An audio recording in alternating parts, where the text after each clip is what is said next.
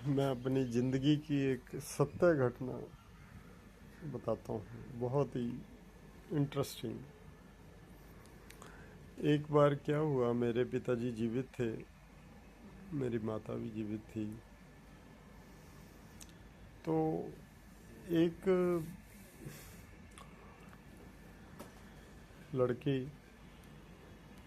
तलाक के लिए आई पिताजी के पास। वो कहती तलाक लेना है।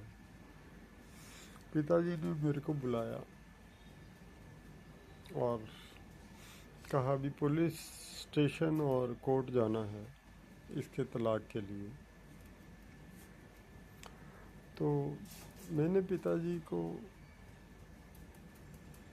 कहा, एक थोड़े पल रुक के उस मालिक से प्रार्थना करी भी, कोर्ट कचहरी तो मैं आज तक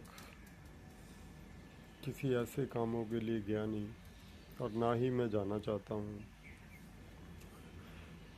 मेरे को सद्बुद्धि बख्शना और इस बच्चे का भला करना। तो मैंने कहा पिताजी, तलाक के लिए कोर्ट नहीं जाऊँगा और कोई केस करने के लिए पुलिस चौकी नहीं जाऊँगा मैं। आप क्या चाहते हो? वो कह रहे हैं हम इनका तलाक चाहते हैं। मैं कहा तलाक चाहते हो तो आप छोड़ दो मेरे पे।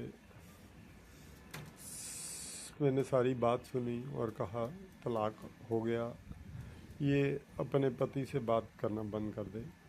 कोर्ट जाने की कोई ज़रूरत नहीं, पुलिस चौकी जाने की कोई ज़रूरत नहीं, क्योंकि उनके हल वहाँ नहीं हैं।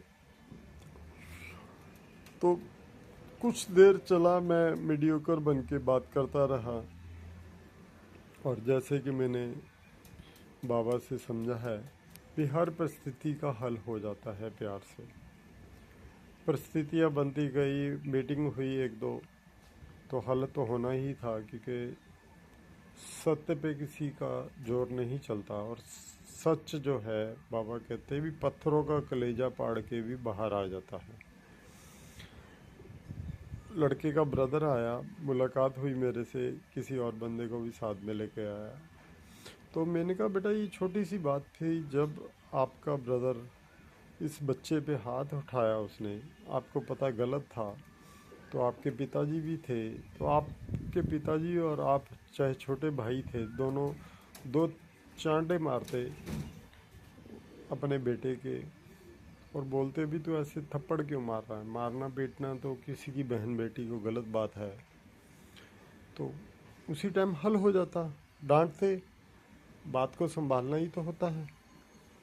वो कहते हम कर तो देते राजेंद्र, पर इन दोनों मियाँ बीवी ने एक हो जाना था और हमारा भाईचारा खराब हो जाना। तो बिल्कुल तूने सत्य बात कही है, ये भी कोई कोई ही कहता है।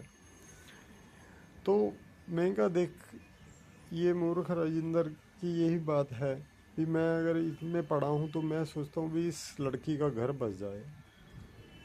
मेरे को भी दिख रहा है भी ये मेरे साथ नहीं बोलेंगे, नहीं बोलेंगे तो मेरे को इसका कोई मलाल नहीं है। सिर्फ मेरा उद्देश्य ये है भी, आज मेरे पिताजी ने ये बात बोली है और मैं इस चीज़ के बीच में पड़ा हूँ, तो इनका घर बस जाए बस। मेरे साथ ये बोले ना बोले, ये आपस में एक दूसरे के साथ बोलें और इनका घर बस जाए। मेरा प्रयोजन इतना ही है बस। इसको निस्वार्थ सेवा या निस्वार्थ कर्म बोलते हैं। तो वही हुआ। थोड़ा टाइम तो लगा, 2-4 महीने शायद। तो अपने आप ही जो परिस्थितियाँ बनती रही, मालिक की मौज थी, वो सब कुछ होता रहा और उनका घर एक बार बस गया। तो वही अभी सच्चाई जो है ना, कभी नहीं छुपती, ना ही छुपाई जा सकती है। ठीक है, सच परेशान जरूर होता है। क्यों आदमी इंसान धैर्य तोड़ जाता है इतनी देर में। धैर्य रखना होता है। सच्चाई की विजय तो हमेशा होती आई है और हमेशा होगी। चाहे कौरव 100 ही क्यों ना थे, पांडव 5 ही क्यों ना थे, क्योंकि सच्चाई के साथ हमेशा साक्षात भगवान, चाहे वो श्री कृष्ण हो उस टाइम, चाहे इस टाइम विजय वत्स हो या कोई भी हो, सच के साथ। वो कहते हैं निर्बल के बलराम। जो इंसान सच्चाई के मार्ग पे चलना शुरू हो जाता है, उसके साथ साक्षात भगवान किसी भी रूप में पधारें, वो आके खड़े हो जाते हैं और उसको बल देते हैं, बल भी देते हैं, राम भी देते हैं। और जिसके पास उस सत्य का बल आ गया और राम साक्षात आ गए, उसकी जीवा पे, उसके अंदर उतर गए, तो उसको किस बात का भय होएगा? ना तो उसको कोई भय होता है, निर्भय निर्वैर, ना ही उसके किसी के साथ वैर होता है।